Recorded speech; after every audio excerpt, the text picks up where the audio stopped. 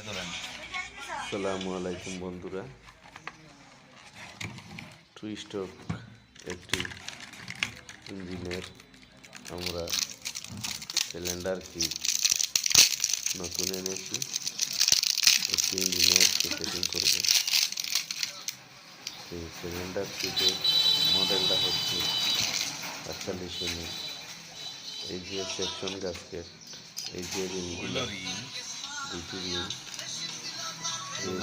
piston pin,